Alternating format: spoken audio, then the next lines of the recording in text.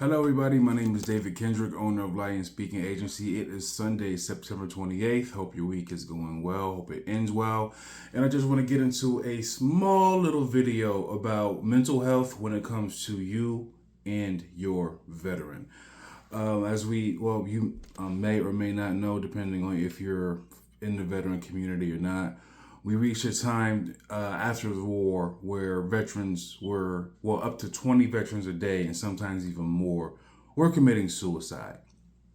And what I want to do is talk about my experience when it comes to getting home from the military, what I experienced when I moved back home. I'm originally from Rochester, New York, the resources that I wish my parents had at that time, and I want to help give resources and just questions for everybody that may have a veteran in their life that's going through something with their mental health. So let me begin here. I joined the Army as a Cavalry Scout, a 19 Delta, and I deployed during the troop surge 2006 to 2007, and I ended up being shot by a sniper. I was sent to the Fort Carson WTU. I was stationed at Fort Carson, Colorado, and there I got addicted to pills and alcohol really, really, really bad. And I was in this unit for 3 years. I got shot June 17th, 2007. I got assigned to the WTU around the end of that year, and I got out of the military. Well, I moved back home April of 2010, and I was my last day in the military in the Army was June 28th, 2010. And when I moved back home, since I'm a first generation veteran, nobody in my family knew what to do. Nobody knew what to take. Nobody knew the treatment that I needed, and really nobody knew anything about the military at all. So let's begin here, and I'm just going to give you some tips if you're a caregiver or a family member of a veteran. So here we go. First question: when I moved back home, when I moved in with my dad, I wish he would have asked me is, what did you do in the military? You'll be surprised how many families we have that have a veteran in their a family but have no clue as to what they did. And as a scout, all we did was fight. We were called the eyes and ears of the Army. We fought and we did reconnaissance and things like that, chasing down the enemy and things like that. So the job that would easily translate in the civilian world would be your local SWAT team, something like that, or a police officer. So my dad, first of all, didn't know what I did in combat and didn't know what came with my injury. So I wish he would have sat me down and said, well, what did you do in the military? Second thing that I wish he would have asked me, because my dad knew that I served, but you can ask your veteran, did you serve in combat? Because combat can have, so you may have a veteran, and I don't distinguish a veteran as a veteran, right? But you can have a veteran and then a combat veteran. So you may have some veterans who deploy, but then they don't roll off the five. They don't see combat, but they still go to combat, but they aren't involved in any actual combat related events.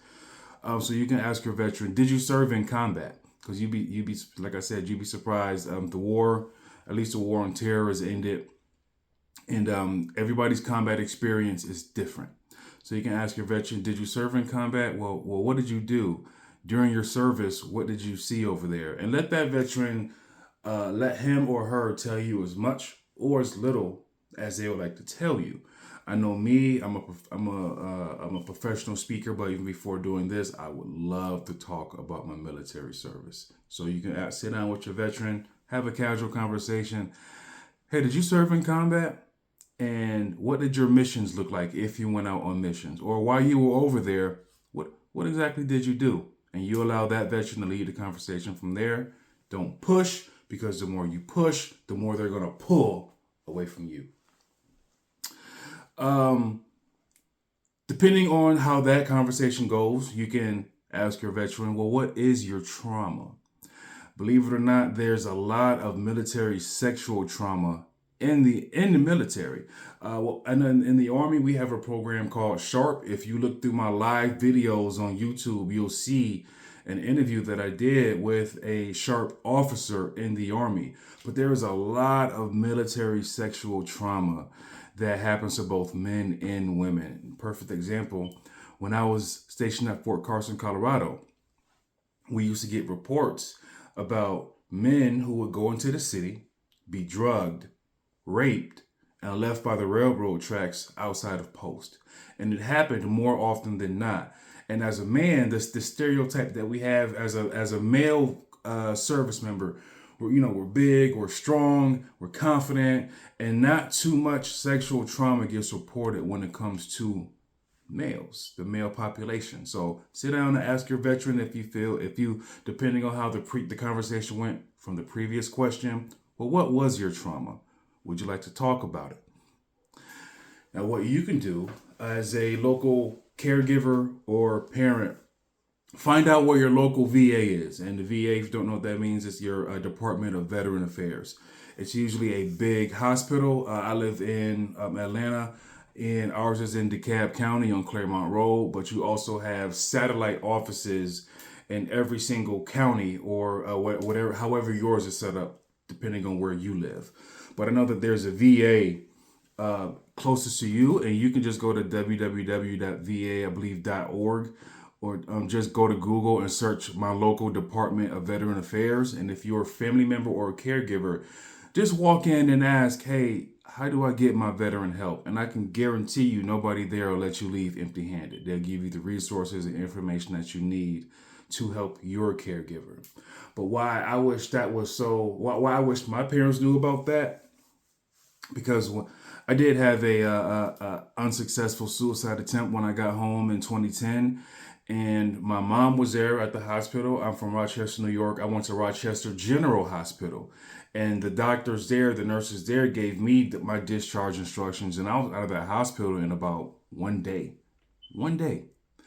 And they didn't tell my parents really anything. But what you can do as a caregiver or veteran, Google your local VA, walk in and see what resources are available for your veteran. Because what that's also going to do and help out with is medical bills. Healthcare in America is not going to be perfect, and the high cost of healthcare.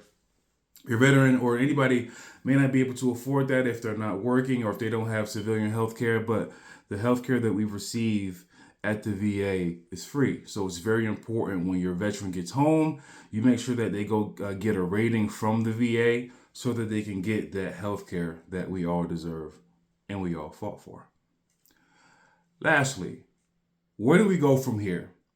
All right, so I'm going to use myself as an example again. I had an unsuccessful suicide attempt in 2010. I got home and nothing. My parents didn't know what to do, didn't know where the local VAs were. The hospital that I went to, General, they asked me, do you want to go to the VA in Syracuse or do you want to go to the VA in Buffalo? And I said, I don't want to go nowhere because I'm just fine. I'm just fine, even though I really wasn't.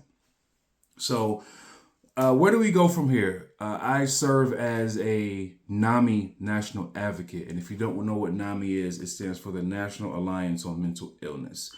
And we have a program called NAMI Homefront, which gives caregivers and veterans 6 week. It's like a 6-week crash course education on veterans, mental health, resources, how to do things like start a conversation, how to facilitate a conversation, and just how to help your veteran live with their current mental health diagnosis.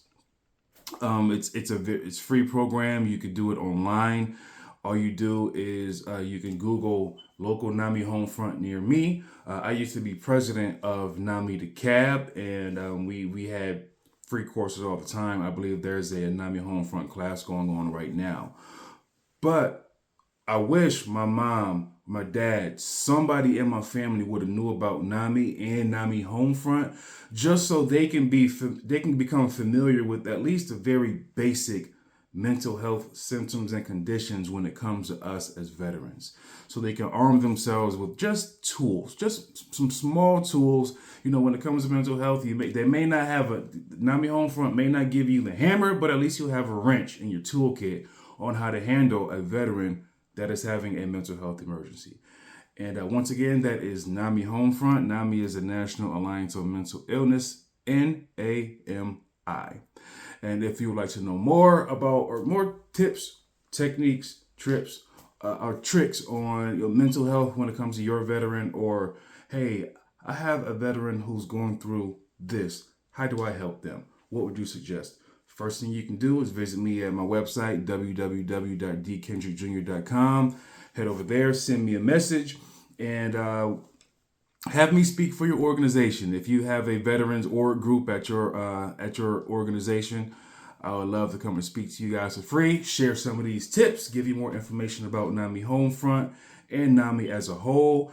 You can also visit www.nami.com, find a local NAMI Homefront class near you. And yeah, that's all I have. Just a small little talk. Like I said, I do this professionally. I love to do it on stage. Visit me at www.dkendrickjr.com. Visit my website. View a couple of my mental health blogs to see my path from a homeless veteran to where I am now as a professional speaker, NAMI national advocate, and former NAMI Homefront instructor. That's all I have for you guys today. Enjoy your week.